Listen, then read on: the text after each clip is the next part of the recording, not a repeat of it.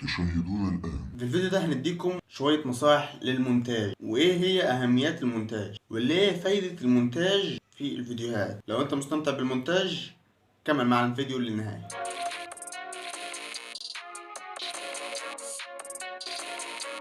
السلام عليكم ورحمة الله وبركاته، ورجعنا لكم فيديو جديد. النهارده يا جدعان هنديكم أهميات المونتاج وتعليم المونتاج. أولا معاكم أخوكم في الله عبد الله صلاح لمعرفة استخدام الأموال، وإزاي تعرف تعمل أموال من غير أموال خالص، وإزاي برضو يكون معاك أموال وتعرف تضاعفها، وأفضل المشاريع والطرق كسب الأموال سواء معاك أموال أو لا. لو أنت مهتم ده كله تابع معانا برضو في حلقاتنا، خش عندنا على القناة وشوف كل حاجة بنفسك. ومن غير ما نضيع وقت كتير يلا بينا نقول لكم على طرق المونتاج.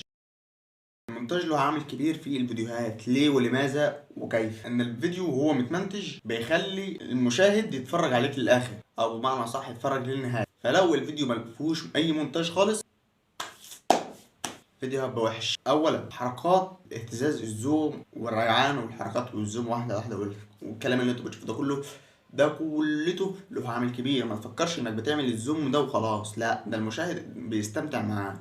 لازم في المونتاج برضو تخلي المشاهد يتفرج عليك انت شخصيا، ما يتفرجش على اي حد خالص. والمونتاج برضو بحيث انت مثلا ما بتعرفش تتكلم، مثلا ما بتعرفش تعمل اي حاجه خالص في الفيديو، الكلام التهتهه يعني مثلا بتهته في الكلام. انا ظهرت لكم التهتهه ديت برضو، دي عامل برضو في الفيديو فبنوريها لكم. فاهميه المونتاج زي ما انتم شايفيني حاليا قاعد عمال بتقصى وبعمل حركات وبعد الكيف وبتاع، ده كله شيء. يعني مثلا انا مثلا عمال بتحرك اهو ومفيش اي مونتاج خالص ومفيش اي حاجه، انت هتزهق مني وكل شويه اقعد افكر وبتاع. طب هقول ايه تاني؟ لا، الشغل ده كله غلط.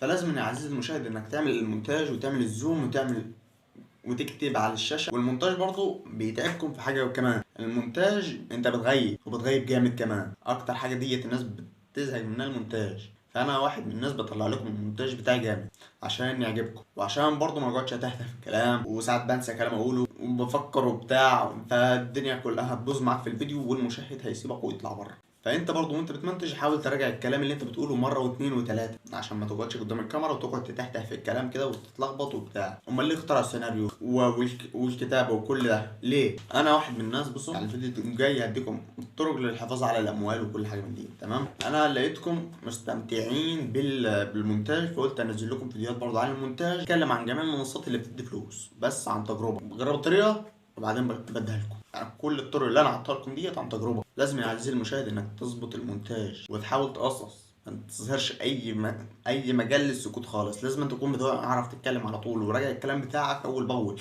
زي ما انت شايف عمال بتكلم قدام منك على طول اهوت، انا عشان كاتب السيناريو ففاهم انا بقول ايه. كل كلمه انت بتقولها في الفيديو لازم تكون انت كاتبها في الدفتر بتاعك. تمام، يعني كل كلمه انا بقولها حاليا مكتوبه هنا. لازم يا عزيزي المشاهد انك تكتب كل حاجه، بحيث انك لما انت واقف قدام الكاميرا او الموبايل بتاعك او اي حاجه انت بتصور بيها، تمام، تعرف انت بتقول ايه، متلخبطش في الكلام اللي انت بتقوله.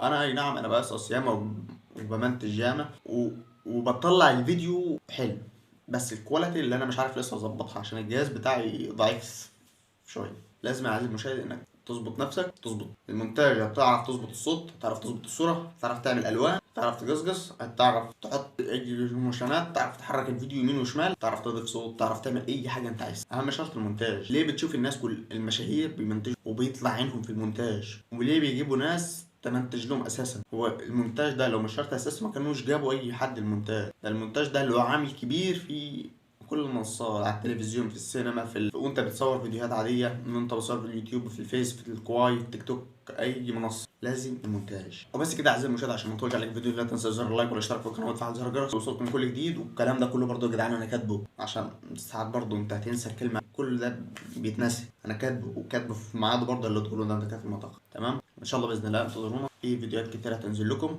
وما تنساش اللايك والاشتراك وتفعل زر الجرس، ونشوفكم فيديو جديد. سلام.